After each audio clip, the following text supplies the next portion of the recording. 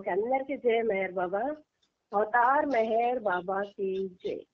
Beloved God, help us all to love you more and more and more and more and still yet more till we become worthy of union with you, and help us all to hold fast to జై బాబా. the Ramanamma గారు Baba మీకు until the very ఆ రోజు end. Shri Kumar Avtar గారు message Meher Baba పెట్టింది ki ఏంటంటే jai. 85 Avatar Meher బాబా కి జై. ప్రీతం మెహర్ బాబా, నీవు ప్రసాదించిన ప్రవచన సారమును గ్రహించవలసిన తీరులో గ్రహించి చదవగాహన చేసుకుని వాటిని మా జీవనములలో ఆపాదించుకుని నిజాయితీ తోడను నిర్మల ప్రేమ తోడను వాటిని ఆచరించులాగున మా అందరినీ ఆశీర్వదించు. చదివాడా? అట్టి ఆచరణయుత జీవన శైలిలో జీవించున్నట్లు మా అందరినీ అనుగ్రహించు. అవతార్ మెహర్ బాబా కి జై. సరే లేదండి, మీకు రాయడమే అలా ఉంది. 84 ఒకసారి మెసేజ్ చూసుకోండి మీరు. సెకండ్ గ్రూప్ కాదు మెహరా అంటే జై బాబా, మీరు మ్యూట్ లో ఉండండి. జై బాబా.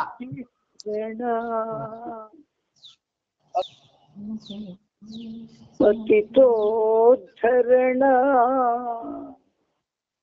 భక్తార్తిహరణ పరమ పావన మెహర్ బాబా ప్రణామము ప్రణామము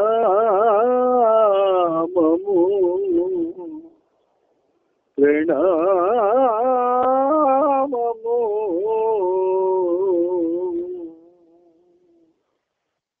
అవతార్ మెహర్ బాబా కీ జై. బాబా ఈరోజు కూడా మనకి ఆయనతో సహజీవనాన్ని సాగించుకునే అవకాశం ప్రసాదించారు. అందువలన ఈరోజు కూడా ఆ ప్రీతములతో ఉండే భాగ్యం మనకి ఒక విధంగా సంప్రాప్తించింది. అందుచేత మనందరి తరపున, ప్రపంచ భక్త కోటి తరపున ఆ ప్రీతమునికి శత సహస్ర కోటి పాదాభివందనాలు సమర్పించుకుంటున్నాను. ఇందులో భాగంగా మనం ప్రభు చరిత్రం 9వ భాగంలో నవజీవనం అనే ప్రముఖ ఘట్టాన్ని చదువుకుంటూ దాన్ని వింటూ ఆనందిస్తూ మనం ముందుకు వెళుతూ ఉన్నాము.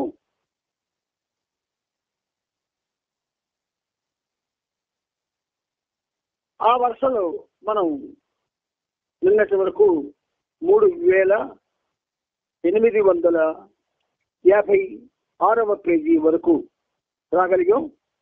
ఇప్పుడు మరికొంచెం ముందుకు వెళ్ళడానికి సాహసం చేద్దాం.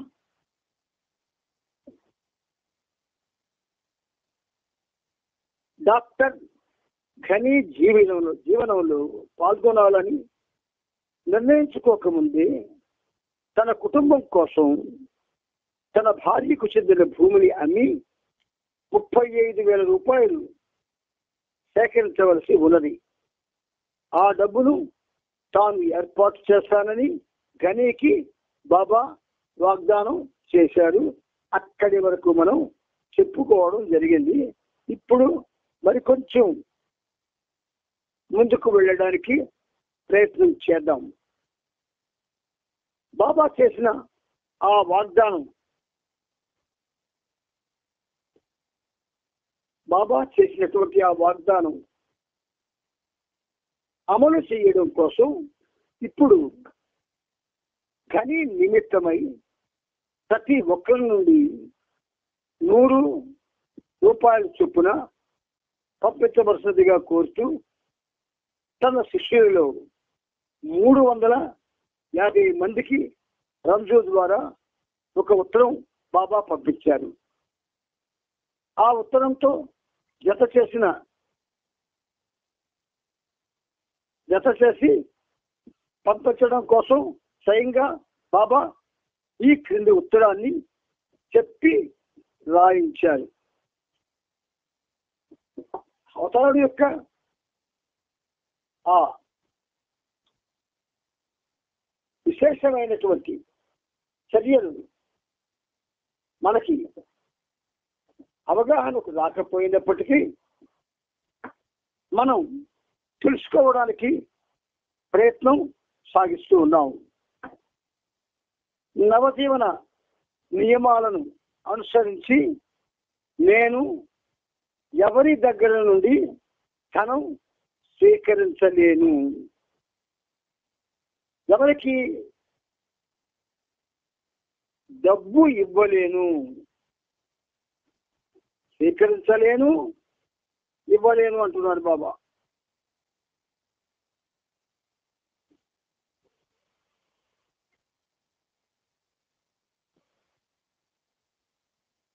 అంతేగాక మూడవ ప్రణాళిక ప్రకారం కూడా ఆహారం తప్ప నేను దేనిని భిక్షగా అడగకూడదు. కానీ పాత జీవితానికి చెందిన ఈ భారాన్ని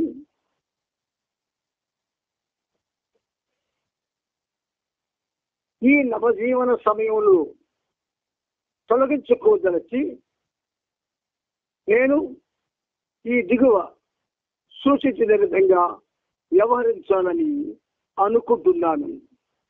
అవసరానికి ఆదుకునే స్నేహితునిగా నా పాత జీవితానికి సంబంధించిన 350 మంది మిత్రులను ఒక్కొక్కరు 100 రూపాయల చొప్పున సహాయం చేసి మొత్తం 35,000 నిధి సమకూరేలా తోడ్పడమని కోరుతాను.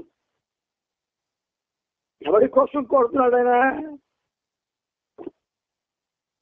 మన కోసం. అంటే మన సోదరుల కోసం. నవజీవనంలో ఆయన ఆజ్ఞలకి బద్ధులై జీవనాన్ని సాగించడానికి అంగీకరించి ఆయన వెంట మరో ఆలోచన లేకుండా నీ ప్రేమ నాశించి నీ వెంట చనుదించి, నీ ప్రేమ నాశించి నీ వెంట చనుదించి సర్వాన్ని త్యజించి సర్వార్పణము చేసి, సర్వాన్ని త్యజించి సర్వార్పణము చేసి నీ ఇచ్చకే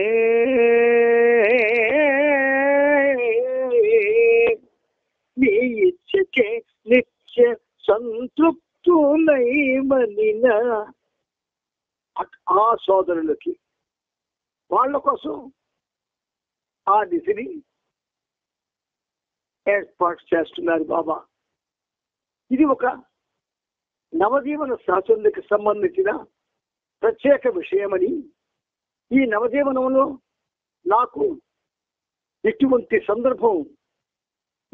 సందర్భం ఇదే మొదటిది చివరిది అని కూడా ప్రతి ఒక్కరూ అర్థం చేసుకోవాలని నేను కోరుతున్నాను.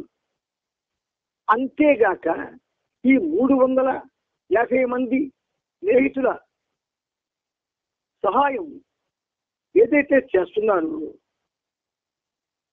ఖని కోసం కాదు. నిజానికి వారంతా ఎటువంటి ఆధ్యాత్మిక లాభాన్ని ఆశించకుండా నాకు సహాయపడుతున్నారు.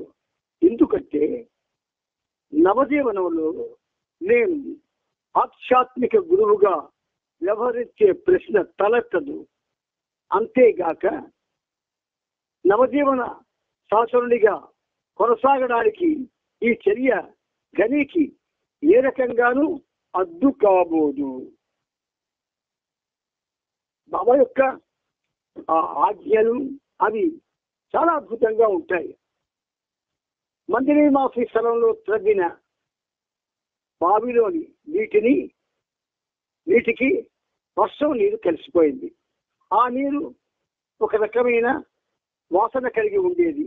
అందువలన విష్ణు నీరు ఆ నీటిని త్రాగటం లేదు. వారు మరొక బావి నుండి నీరు తెచ్చుకుంటున్నారు. బాబాకి ఈ విషయం తెలిసి వారిని చీవాట్లు పెడుతూ, స్త్రీలు ఆ నీటిని త్రాగుతున్నప్పుడు మీరెందుకు త్రాగరు? నాకు అవిధేయుడైన మీరు శిక్షగా మీ ముక్కును నేలపై రుద్దండి అన్నారు. ఇక్కడ చాలా సున్నితమైన విషయం ఒకటి దాగుంది. ముందే నవజీవనం యొక్క దాని విధులు బాబా ఆజ్ఞలకి ఏ విధంగా కట్టుబడి ఉండాలి అన్నది ముందే ఆయన తెలియజేశాడు. ఒకటి. రెండవది, బాబా సమక్షంలో ఏది జరుగుతూ ఉన్నా ఇది మనకు కూడా వర్తిస్తుంది. ఇప్పుడు బాబా సమక్షంలో ఇది జరుగుతూ ఉంది. ఈ సాధ్యమైన కార్యక్రమం బాబా సమక్షంలో బాబా ఇచ్చతో జరుగుతూ ఉన్నది. కాబట్టి దీనిలో ఏ మార్పులు వచ్చినా, ఏ చేర్పులు వచ్చినా, లేదు ఏ రకమైనటువంటి అవాంతరాలు వచ్చినా అది ఆయన నిర్వహిస్తుంది కనుక మనకి దాంతో సంబంధం ఉండకూడదు. అలా సంబంధం పెట్టుకుంటే బాబాని మనం పక్కన పెట్టేసినట్టే అవుతుంది. అందుచేత స్త్రీలు ఆ నీటిని త్రాగుతున్నప్పుడు మీరెందుకు త్రాగరు?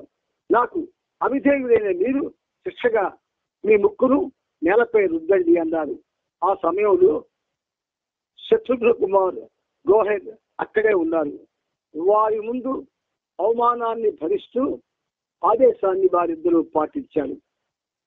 విష్ణువు వినియోగిస్తున్న నీటి కుండల్లో నీటిని నింపమని నీలోని ఆదేశించారు బాబా. ఇక్కడ మరొక రహస్యం ఏంటంటే, బాబాకు తెలీదా వాళ్ళు ఏ నీరు తాగుతున్నారా? తెలీదా? మరి తెలిసి ఒకవేళ ఆ నీరు తాగడానికి పలికిదాన్ని అయితే ఆయన తాగనిస్తాడా? దాన్ని పవిత్రం చేసి తాగించే పరిస్థితి నెలకొల్పుతాడు అక్కడ. అందుకే విశ్వాసం, ఈ ప్రేమలో విశ్వాసం చాలా పటిష్టంగా ఉండాలి. ఉండకపోతే మన పరిస్థితి మారిపోతుంది.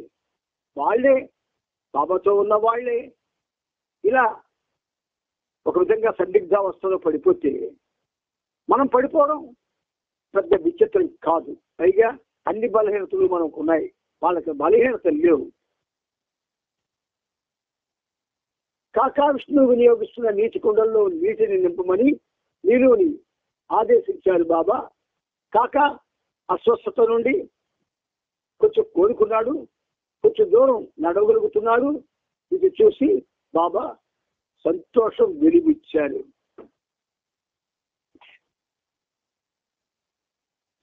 ఆయన మానవ రూపంలో ఉన్నటువంటి మహావిష్ణువు. మానవ రూపం ఉన్న వాళ్ళకి అనుమానాలు, భయాలు, కోపాలు, ఒక విధంగా చెప్పాలంటే సొంత ఆలోచనలు ఇవేవి ఉండకూడదు.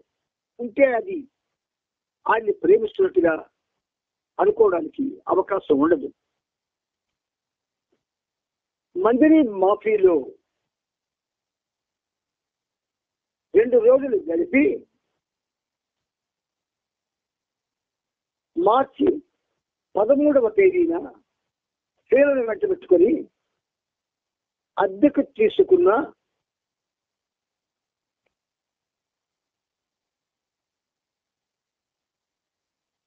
స్టేషన్ వ్యాగన్లో బాబా మోతీచూర్ వచ్చారు. ఆ ముందు రోజు ఫ్రెండు అక్కడి నుండి వెళ్ళిపోయాడు. బాబా స్త్రీలకు తన కుటీరాన్ని చూపించారు. ఆ తరువాత హరిద్వార్ పరిసరాలను చూపించి తిరిగి అదే రోజు వారిని మందిని మాఫీకి పంపించి వేశారు. బాబా ఆదేశానుసారం శత్రుఘ్న కుమార్ తన మోటార్ సైకిల్ పై విష్ణువుని ఎక్కించుకొని తీసుకువచ్చాడు.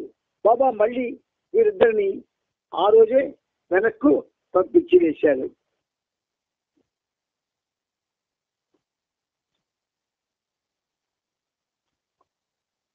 సాధువులు సమావేశమయ్యే వివిధ ఆశ్రమాలను వాళ్ళు విడుదల చేసే శిబిరములను వెతకమని ఏరిచ్కు బైదుల్కు బాబా ఇచ్చిన ఆదేశానుసారం వాళ్ళు సమాచారం అంతటిని సేకరించారు.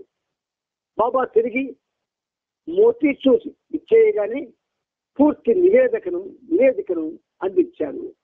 మార్చి 15వ తేదీ ఉదయం విపరీతంగా మెరుపులు ఉరుములతో కుండపోతగా వర్షం కురుస్తోంది. వాతావరణం ఎంత మాత్రం అనుకూలంగా లేనప్పటికీ బాబా తన సహచరులతో సూర్యోదయానికి ముందే ఉదయం 5 గంటలకే యోగుల్ని సన్యాసుల్ని కలిసేందుకు కంఖల్ హరిద్వార్ ప్రాంతాలకు బయలుదేరారు. ఆయన సాక్షాత్తు భగవంతుడు కదా, మానవ రూపంలో ఉన్న భగవంతుడు కదా, ఆయనకి ఏ ఆటంకం వస్తుంది అది ఆయనకు తెలుసు. అందుచేత ఏ పరిస్థితిలో ఉన్నా ఆయన కార్యక్రమాన్ని ఆయన సకాలంలో ప్రారంభిస్తాడు. 5 గంటలకే యోగుల్ని సన్యాసుల్ని కలిసేందుకు కంఖల్ హరిద్వార్ ప్రాంతాలకు బయలుదేరాడు.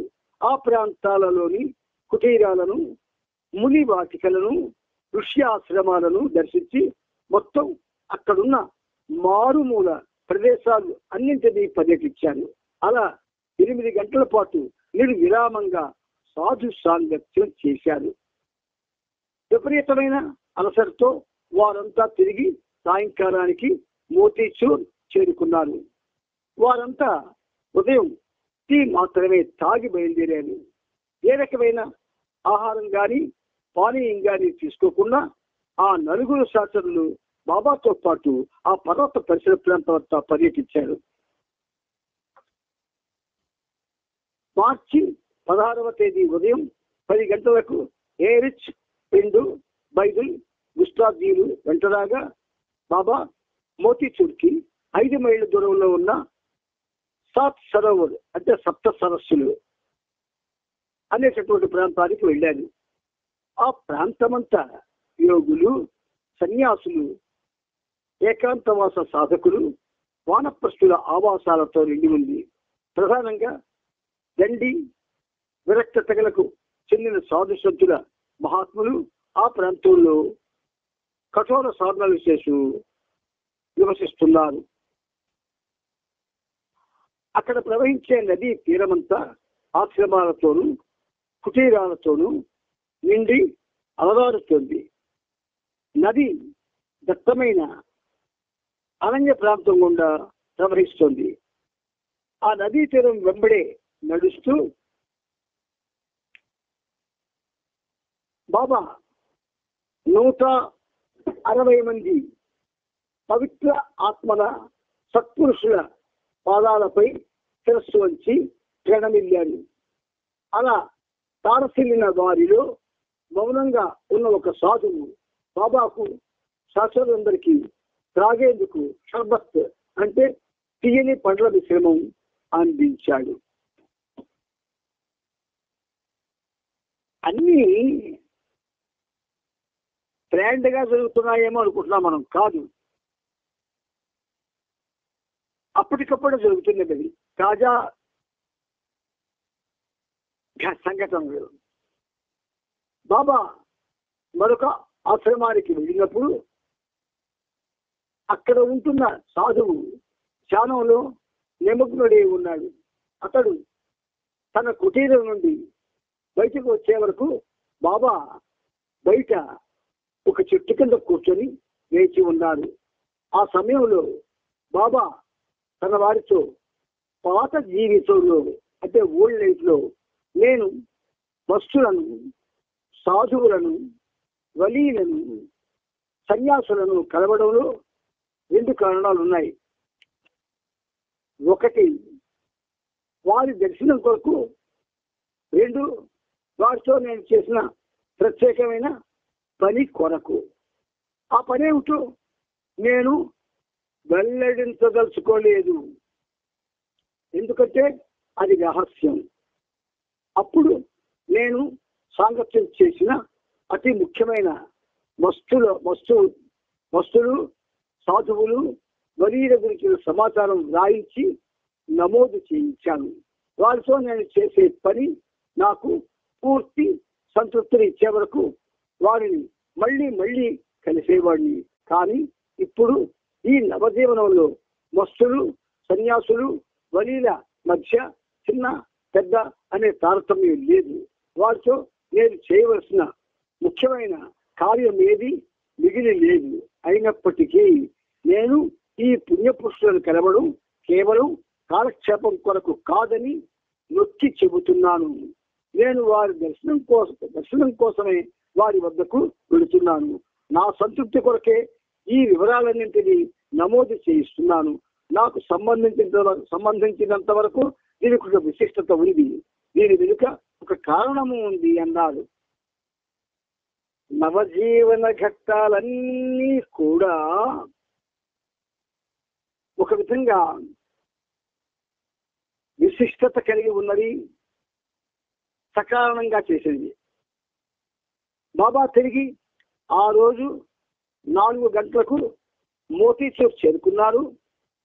సాత్ సరోవర్లో అనేక మంది సాధువులకు మహాపురుషులకు ప్రణమిల్లి తిరిగి వచ్చేసరికి బాబా చాలా ఆకలితో ఉన్నారు.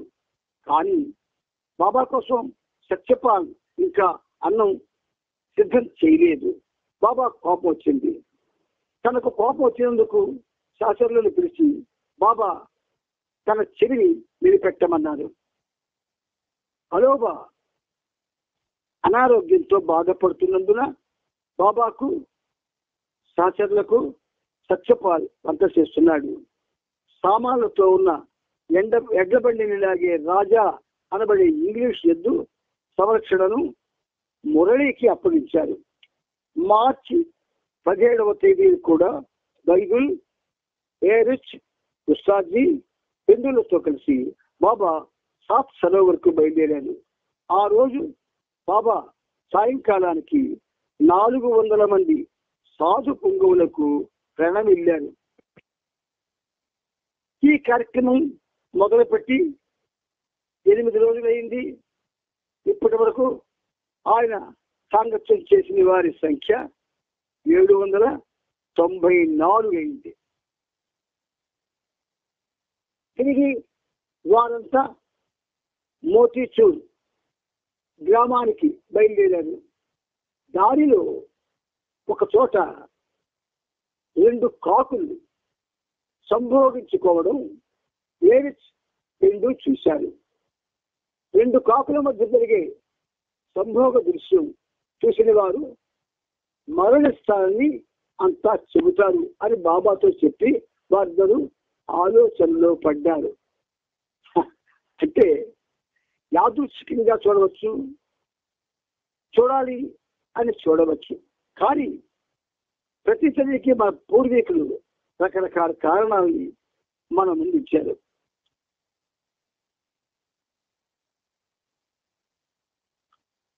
బాబా అమాయకంగా ఎంతకాలం తర్వాత మరణిస్తారు అని అడిగారు.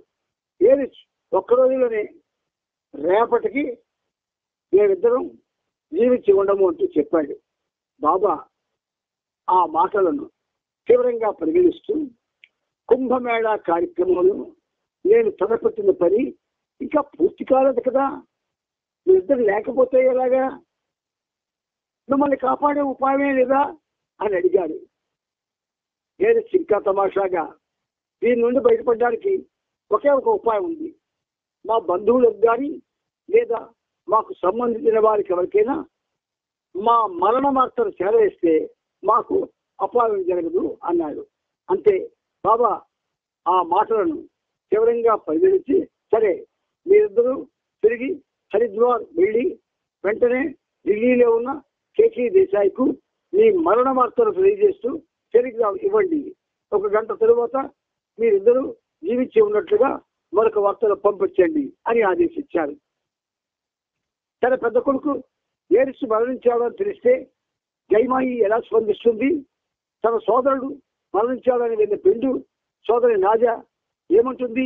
ఈ విధంగా పెండు ఏర్చుల పరిహాసం తిరిగి వారిని ఇబ్బంది పెట్టేటట్టుగా మారింది. ఏది ఏమైనా వారు బాబా ఆజ్ఞలను పాటించాలి. వారిద్దరూ మొదటి టెలిగ్రామ్ లో తమ మరణ వార్తను, కొత్త సేపటి తరువాత రెండవ టెలిగ్రామ్ లో తమ క్షేమ సమాచారాన్ని పంపడానికి కాలినడకన హరిద్వార్ వెళ్ళారు. ఈ కాకి సంభోగాన్ని గురించి, దాని దుష్ఫలితానికి విరుగుడు గురించి భారతదేశంలో మూఢనమ్మకం ప్రాచుర్యంలో ఉంది. కానీ ఎందుకు గాని ఏరిచ్కి గాని ఈ మూఢనమ్మకంపై విశ్వాసం లేదు. నిజానికి బాబాని సంతోషపరచడానికే ఈ ప్రస్తావన తెచ్చారు. కానీ వారు చేసిన తమాషా చివరికి వారికే ఇబ్బందికరంగా మారింది. మార్చి 18వ తేదీ బాబా తన నలుగురు సహచరులతో కంకల్ బయలుదేరారు. అక్కడ ఉన్న చైతన్యదేవ ఆశ్రమంలోని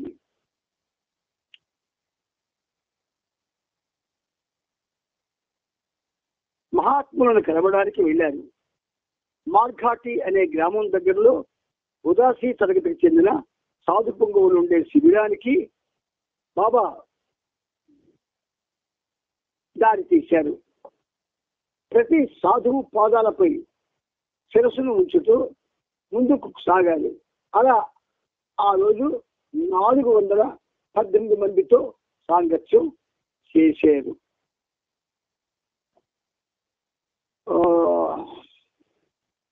ఒక యోగి ఆత్మకథ అనే ఒక పుస్తకం ఉంది. అది ఇంగ్లీష్లోనే తెలుగులోనే రెండింటిలోనే ఉంది. అందులో చాలా సమాచారం ఈ సాధువులు, సన్యాసులు, మహర్షులు, మహాయోగులు వీళ్ళ గురించి ఉన్నది. అది ఇప్పుడు అంటే యూనివర్సిటీలో పనిచేస్తూ ఉన్నప్పుడు లైబ్రరీలో దొరికింది. అది చదవడం జరిగింది. అప్పుడు ఈ బాబా యొక్క ఈ కార్యక్రమంలో రహస్యాలన్నీ కూడా చాలా వరకు కూడా తెలుసుకునే అవకాశం వచ్చింది. మోతీచూర్కు సాయంత్రం తిరిగి వచ్చారు. దారిలో తన సహచరులతో నవజీవనంలో మనకు ఆధ్యాత్మికతతో సంబంధము లేనప్పటికీ కుంభమేళాలో జరిపే నా కార్యక్రమం అంతా ఒక రకంగా ఆధ్యాత్మికతతో కూడుకున్నది. మనం చూసిన ఈ ప్రదేశాలన్నీ గతంలో పవిత్రమైన ఆధ్యాత్మిక వాతావరణాన్ని పూర్తిగా సంతరించుకుని ఉండేవి. కానీ నేడు ఎవరైనా తీర్థయాత్రలో భాగంగా ఈ ప్రదేశాలను సందర్శించినప్పుడు ఆధ్యాత్మికత అన్నది ఇక్కడ అసలు కనిపించడం లేదు అని బాబా వ్యాఖ్యానించారు. అవతారానికి ఆయనకి తెలియని ఉంటుందా? కానీ మనకి వెల్లడి చేస్తూ ఉంటాడు, తెలియజేస్తూ ఉంటాడు. బాబా అనారోగ్యంతో బాధపడుతున్నారు. ఆయన చేస్తున్న శ్రమ, దూర ప్రయాణాలు దానికి తోడై పూర్తిగా అలసిపోతున్నారు. కళ్ళు విపరీతంగా బాధపడుతున్నాయి. అయినప్పటికీ మార్చి 19 ఆదివారం బాబా తిరిగి కంకల్ వైపు నడక సాగించారు. ఈసారి కర్కాడి నదీ తీరాన భీమ్గోడ అనే గ్రామం దాటి మైలు దూరంలో ఉదాసి మరియు నిర్మాలి అనే 2 తెగలకు చెందిన మహాపురుషులను, సాధువులను మొత్తం 113 మందితో సాంగత్యం చేశారు. సాధువులందరికీ ఒక్కొక్కరికి శిరస్సు వచ్చి పాదాభివందనం చేస్తుండడం వల్ల కలిగే నిరంతర శ్రమ కారణంగా తీవ్రమైన వెన్నునొప్పి బాధిస్తుందని అప్పుడప్పుడు బాబా చెప్పేవారు. అయినా కూడా ఎదురైన ప్రతి సాధువుకి, ప్రతి సన్యాసికి వంగి శిరస్సు వచ్చి నమస్కరించడాన్ని ఆపకుండా కొనసాగించారు. ఈ చర్య వెనుక ఒక రహస్యం ఉన్నది. మనం అమాయకంగా సాధువులు, సంతులు, మహర్షులు, యోగులు, వలీలు ఇటువంటి వాళ్ళని బాబా మనకి అడ్రస్ చేసి తెలియజేశారు. కాబట్టి మనం వాళ్ళని ఎక్కడ మనం తెలుసుకోవాలని కుతూహల పడతాము అని బాబాయే ఆ కార్యక్రమం ఆయన స్వయంగా చేసి మనకి ఆయనే సర్వస్వం కనుక మనం చెయ్యవలసిన అవసరం లేకుండా ఒక విధంగా మనకి అవకాశం ఇచ్చాడు.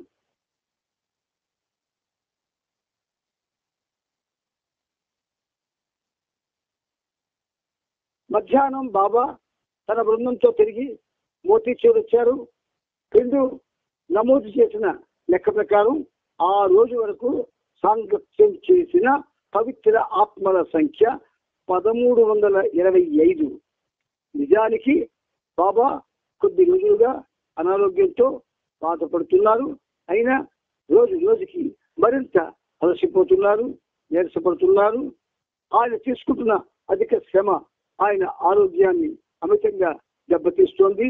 అంతేగాక తన కళ్ళు మండుతున్నాయని, ఇసుక పడినట్లుగా బాధపడుతున్నాయని శాస్త్రులకు చెప్పాడు. బాబా యొక్క ఈ కార్యక్రమం దాని వెనుకున్న రహస్యాలు మనకు తెలియదు. ఎలా తెలుస్తాయి? సామాన్యులం మనం, అందువల్ల మనకు తెలియకపోవచ్చు. కానీ ఇవన్నీ కూడా లోక కళ్యాణం కోసం, మానవ ఆధ్యాత్మిక పురోగతి కోసం చేసినవి. అందుచేత మనం ఈ చదువుకోవడంలో ప్రత్యేకమైనటువంటి ఉద్దేశం ఏమిటి అంటే, మనం ఆయన చేసేది నేను చేసినట్టు మీరు చెయ్యొద్దు అని అందుకే చెప్పారు. ఆయన చేసినట్టు మనం చెయ్యవలసినటువంటి అగత్యం లేకుండా మనకి ఆయన చేయడం కోసమే ఆయన చేయడం జరిగింది. ఇప్పుడు మనం జ్ఞాపించుకుంటాం. ఆ తర్వాత ఒక గీతాన్ని బాబా వింటారు, మనకి దాని సాహిత్యాన్ని కూడా తెలియజేస్తారు. అవతార్ మెహర్ బాబాకి జై.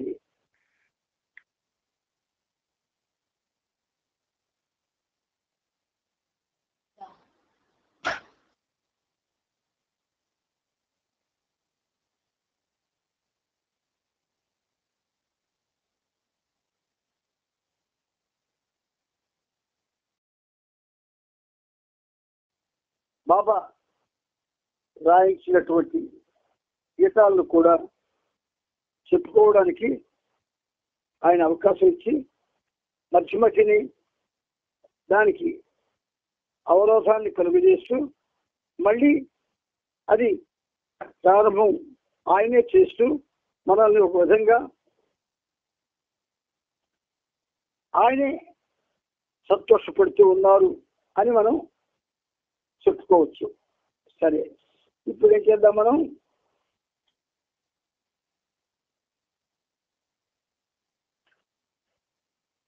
దివ్య గీతావళి అది 1983లో దాన్ని బాబా రాయించడం జరిగింది. దాంట్లో ఒక గీతాన్ని ఈరోజు బాబా మనకి వినిపించి దాని సాక్ష్యంలోకి మనం ప్రయాణించేటట్టు చేస్తారు.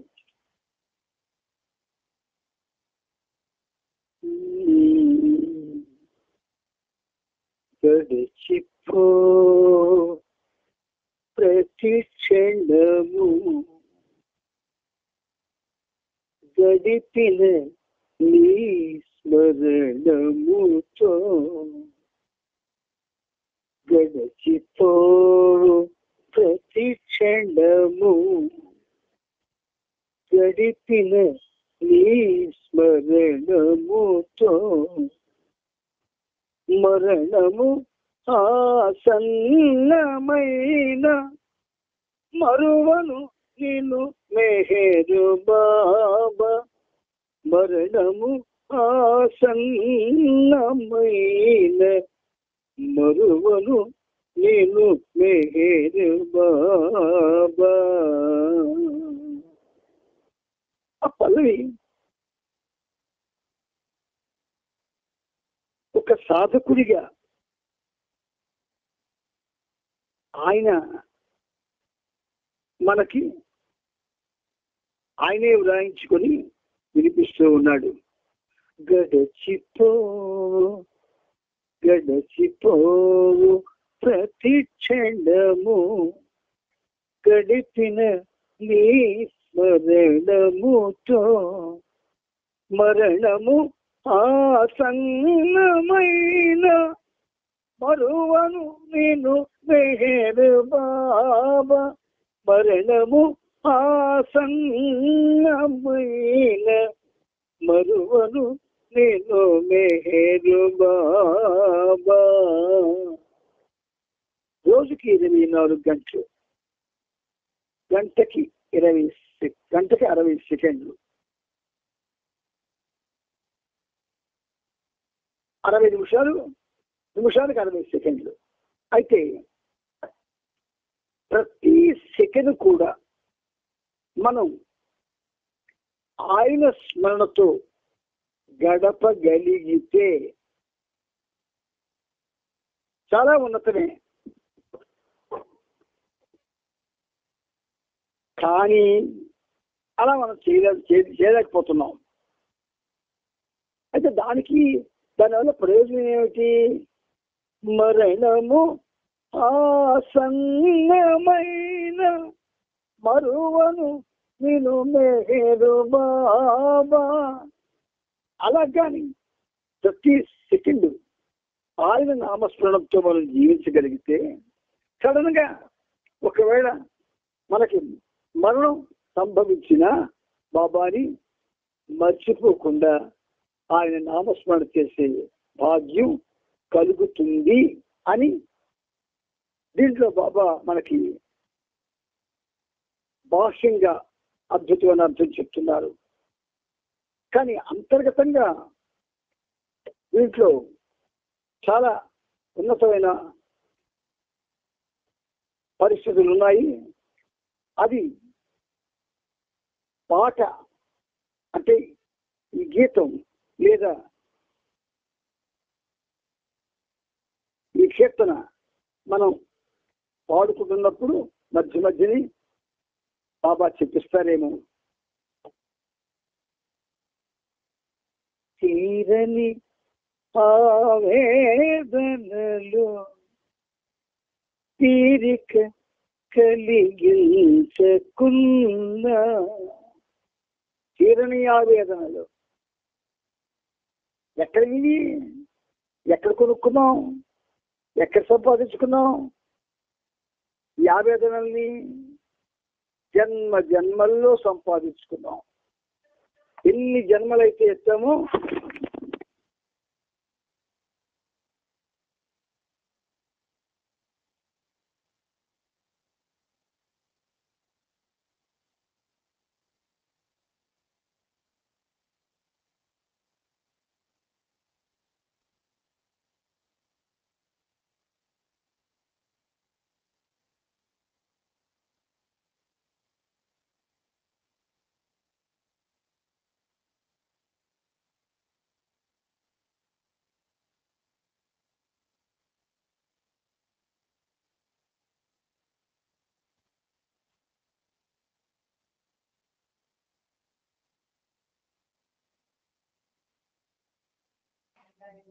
అంటే జయబాబు కట్ అయింటే సెకండ్ టైం మళ్ళీ కలుపుతున్నారా?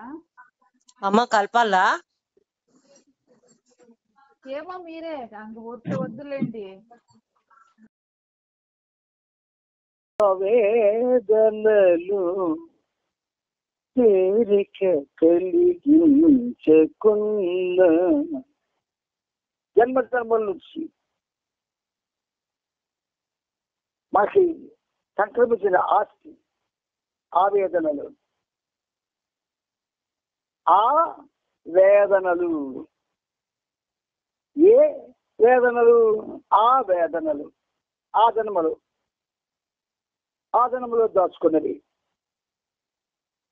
ఆ జన్మలో సమకూర్చుకున్నవి, సంస్కారాల్లో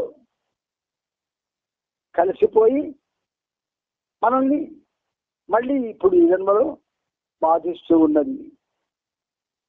ఆ వేదనలు, తీరని ఆ వేదనలు తీరిక కలిగించకున్నా ఆరాధనలు ఎక్కడ మనకి తిరిగ్గా ఉండొస్తాయి? దైనందిన జీవితము బాధ్యతలకు లోనైనా ఎవరి జీవితం వారికి ఒక ప్రశ్నార్థకం, పరీక్ష. అనేకమైనటువంటి బాధ్యతలు. ఈ బాధ్యతల్లో ఏ సంస్కారాలు అయితే మనం సంపాదించుకొని దాచుకొని అనుభవిస్తూ ఉన్నాము, వాటికి సంబంధించినవి కొన్ని అయితే మనం కొత్తగా సంపాదించుకునేవి కూడా ఉంటాయి. అవి నెక్స్ట్ జన్మకి అవి కౌంట్లోకి వస్తాయి. అయితే భగవంతుడితో ఉన్న వాళ్ళలో ఎవరైతే ఈ బాధల్ని, ఈ వేదనల్ని, ఈ కష్టాల్ని, వీటిని ఏమాత్రం కూడా పరిగణించకుండా అవతార పురుషుడి యొక్క ఆర్బిట్, ఆయన సన్నిధిలో ఉన్నాం మనం. ఆయన సన్నిధిలో మనం ఉన్నప్పుడు మనకు అవి బాధిస్తాయా? ఎందుకు బాధిస్తాయి?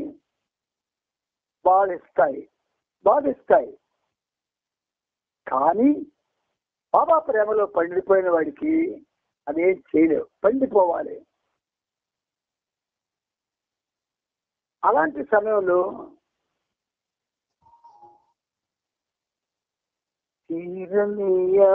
వేదనలు తీరిక కలిగించకున్న దైనందిన జీవితము బాధ్యతలకు లోనైనా అయినా బాబా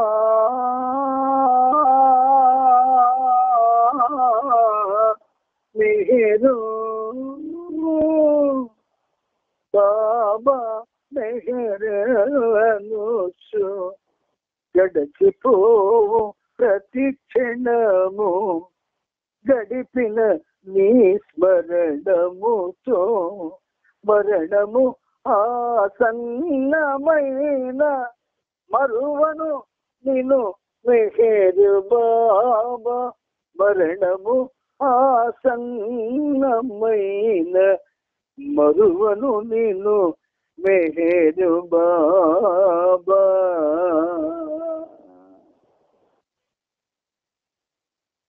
గడిచిపోయే ప్రతి క్షణం కూడా ఈ స్మరణలో నేను గడిపిన నాడు నాకు మరణం సమీపించిన నిన్ను మర్చిపోను. ఎందుకంటే మరణ బాధ చాలా భరించలేనిది. కానీ అలాంటి పరిస్థితుల్లో కూడా నిన్ను నేను మర్చిపోవడం జరగదు తండ్రి అని అనగలిగే పరిస్థితి మనలో ఉండడానికి ఆయన నామస్మరణే ఒక పెద్ద ఆధారం అవుతుంది. ఇప్పుడు విధి గీతాలకి బాబా ఏం చేశారంటే మరొక చరణాలు కూడా యాడ్ చేశారు బాబా ఈ మధ్యకాలంలో. అవి కూడా రాజా శ్రవణమూర్తి గారి కుమారుడు అవి ఇంటికొచ్చి బాగున్నప్పుడు అవన్నీ విని వాటికి పర్సనల్ గా బాబా మళ్ళీ తయారు చేసినటువంటి ఆ చరణాలని తీసుకొని వెళ్ళి మళ్ళీ దాన్ని కష్టపడి ప్రింట్ చేయడం జరిగింది. అవి ఆయన దగ్గర ఉన్నాయి. అది మనందరం కూడా ఆయన ఏమన్నాడంటే అవి మరి కొత్త మధుబుట్టి తయారు చేస్తారు కదా అవి అని చెప్పి అవి కొనుక్కుంటే బాగుంటుంది అని మనకి ఆయన తెలియజేయడం జరిగింది. అందుచేత అవి మనం ఆయన అడిగి పొందవచ్చు. ఈ ఇన్ఫర్మేషన్ మీకు ఇదిగట్టే బాబా చెప్పిస్తున్నారు. అవసరం అది మళ్ళీ పాడినప్పుడు ఇది మన దగ్గర లేదు అనే పరిస్థితి మనకి రాకుండా. సరే, మీకు ఈ ఇన్ఫర్మేషన్ బాబా మీ అందరికీ ఇచ్చారు. ఇప్పుడు ఈ గీతం అందరూ పాడుకోవచ్చు. కానీ పాడాలి అనే ఉత్సాహంతో కాకుండా దానిలో ఉన్న భావాన్ని అర్థం చేసుకొని తదనుగుణంగా జీవితాన్ని మలుచుకోగలగాలి అన్నటువంటి భావంతో కానీ ఇవి ఏ గీతం అయినా ఏ కీర్తనైనా మనం పాడుకుంటే అది మన జీవితానికి ఒక వెలుగు ఇస్తుంది. ఆ వెలుగులో మనం ప్రయాణం చేసే అవకాశం బాబా ఇస్తారు. అందుకని ఈ పాటలు అనకూడదు. బాబా మనకి చేసేటువంటి ఒక ఆధారభూతమైనటువంటి ప్రగతికి ఆధారభూతమైనటువంటి సంకీర్తనలు ఆయన వ్రాయించినవి. అంటే బాబా ఎందుకు ఇంత కష్టం పడుతున్నాడు ఆయన ఇప్పటికి కూడా నాకు ఆశ్చర్యం వస్తుంది. ఒకసారి మన మీద అంత ప్రేమ ఉంది ఆయనకి, మరి మనకు ఆయన మీద అంత ప్రేమ లేదే, ఎందుకు మన మీద ఇంత ప్రేమ చూపిస్తున్నాడు ఆయన అంటే ఆయన లక్షణమే అది. ప్రేమించడానికే వచ్చాడు, ప్రేమిస్తున్నాడు, ప్రేమను పంచుతూ ఉన్నాడు. అందుచేత ఇందులో మన బాధ్యత ఏమిటి అంటే ఆయన్ని ప్రేమించగలగడం, నిజాయితీగా ప్రేమించగలగడం, ప్రేమ కోసం ప్రేమించగలగడం, ఆయన ప్రేమని పొందడం కోసం ప్రేమించగలగడం,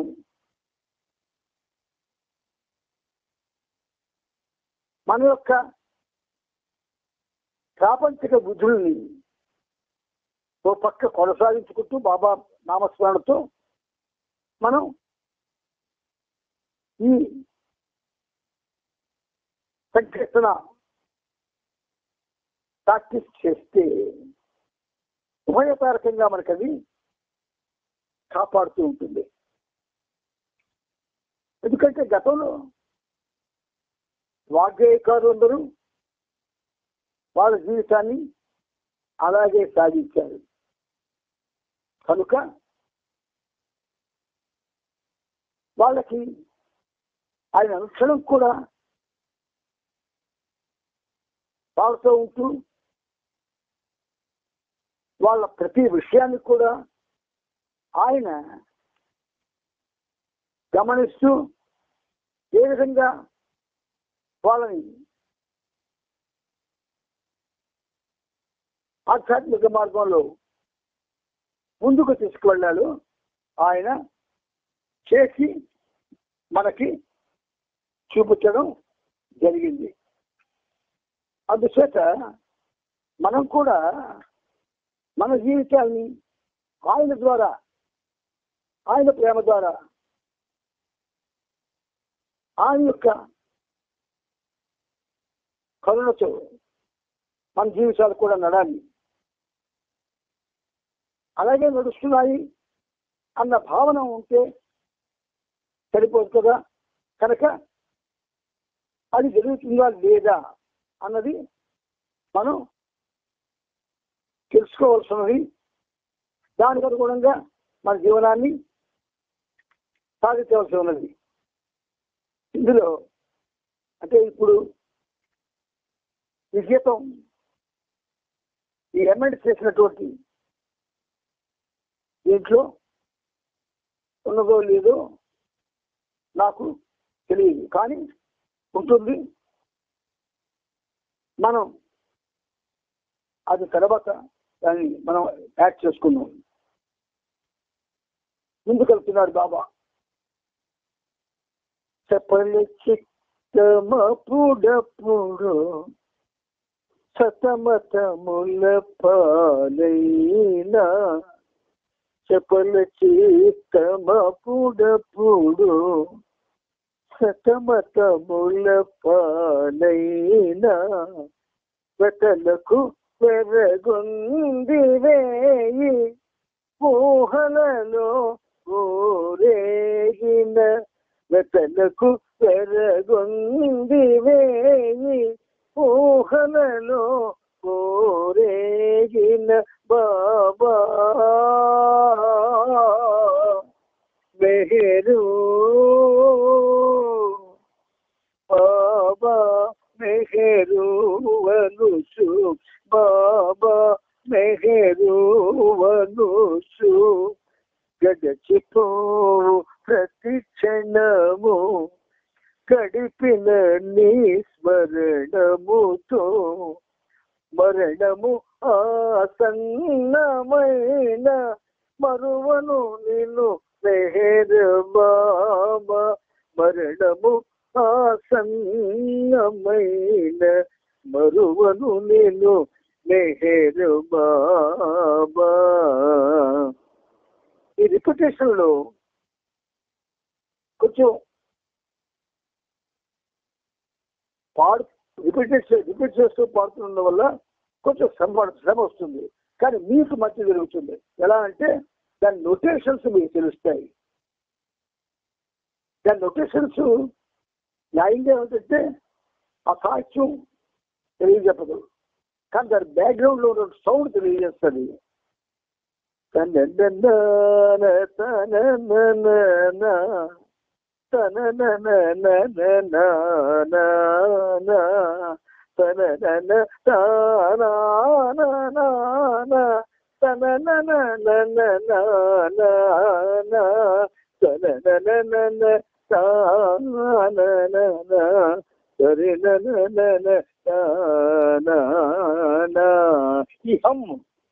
ఈ హమ్మిని తెలియజేస్తారు నోటేషన్స్.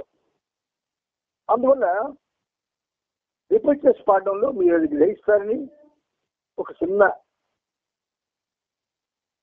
భావన అనమాట. చపల చిత్తమపుడపుడు, పూర్తిగా అందరం చపలనే. ఒక విషయం మీద కానీ ఒక పని మీద కానీ మనం కాన్సన్ట్రేషన్ చూపించలేము. అనేక విషయాలు